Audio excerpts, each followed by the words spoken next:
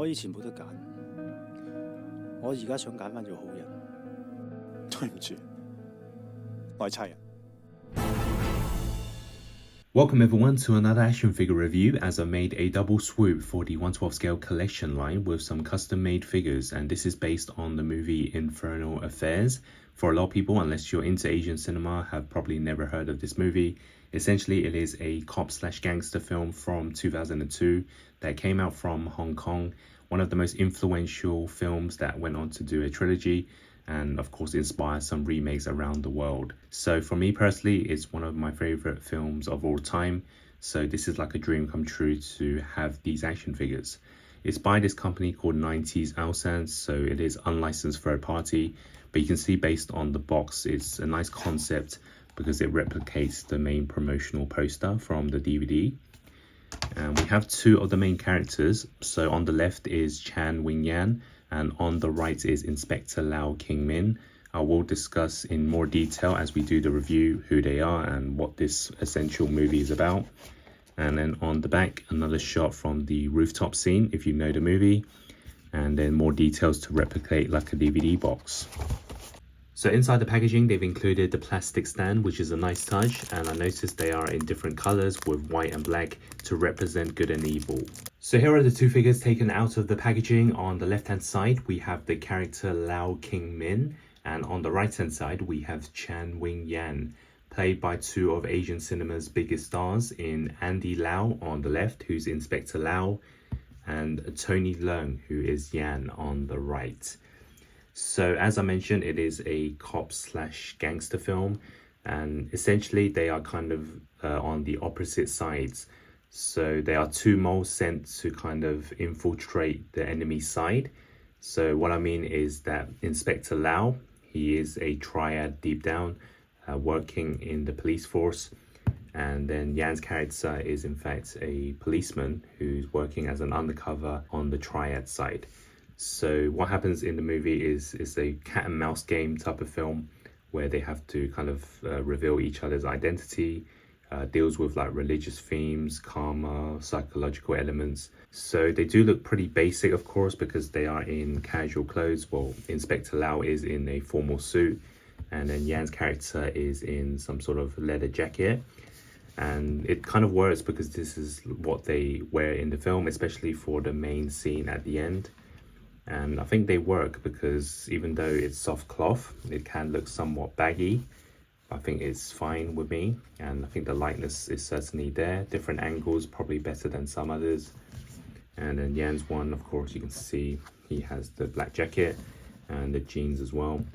And again, the lightness is fine. I think both of them do, of course, represent the characters we see in the film. The only thing I'll say is probably the paint colors could be slightly better, but I can understand why they kind of went for this to give him that kind of Asian look, I guess. So yeah, that's kind of the first impressions. If you know the movie, you know these characters, you can tell it's from the movie. So yeah, I think it's a good start. So next up, we can take a look at the movement of the characters. As you know, they are built with soft cloth material, so I'm going to be extra careful as I'm unsure on the joints inside. So I'm going to start off with Inspector Lau. So for the head sculpt, of course, it does turn with the neck. I notice it's one joint, so the movement is fine. And then for the arms, they go side to side. You can move them forwards, backwards. Although you just got to be very careful because I don't want to detach anything inside. And yeah, I notice it's a short sleeves. And then for the hands, there's movement as well. For the waist, not much, but you can kind of tilt them side to side. And then for the trousers, of course, you can kick forwards. There is a knee bend. Again, be very careful. And for Yan's character, it should be the same. Once again, the head sculpt should move along with the neck, which is fine. And then for the arms in the leather jacket, side to side, forwards, backwards, it kind of moves with the jacket, of course. For the waist, not much movement, but I can feel there is a joint. And then for the legs, they stretch sideways, they kick forwards, backwards. But you'll know that these characters don't need to be in any super poses. So as long as there's slight movement in them, it's fine with me. As for the accessories, they both included a fair amount for the two characters. On the left hand side is for Inspector Lau. So they have a watch, which is quite prominent in all three movies, the gun, the handcuffs, and 3 sets of hands. And for Yan's character, we have the cigarette, the gun, the file, which is very important, as well as 3 sets of hands. And notice the left hand has one of the arm guards, which became a very iconic scene. So for the accessories, somehow, some way they can be attached on with the figure. So for Inspector Lau, we have the watch on the wrist, as well as the handcuffs hooked onto the belt and the handgun in hand.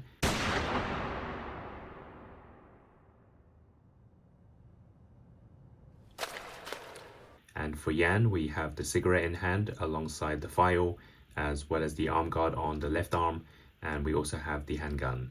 So for Yan's arm guard piece, I notice it's actually detachable because it's just a plastic rubber material with the hand.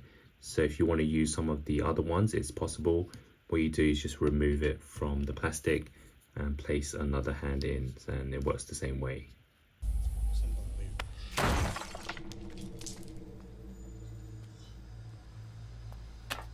So both figures include different hands to hold on to different accessories, and they've also included a set of open palms, which is the police salute hand. And what I like about these figures is since they're using very similar hands, they can interchange accessories as well, which is what we saw in film. As for the guns, they are very different in style, of course, but on the left, Inspector Lau's one, it is made out of rubber material, and Yan's one on the right is hard plastic. So for Inspector Lau's one, some of the paint started to rub off, so I'm not quite sure why they used that material, but for Yan's gun, I'm fine with it.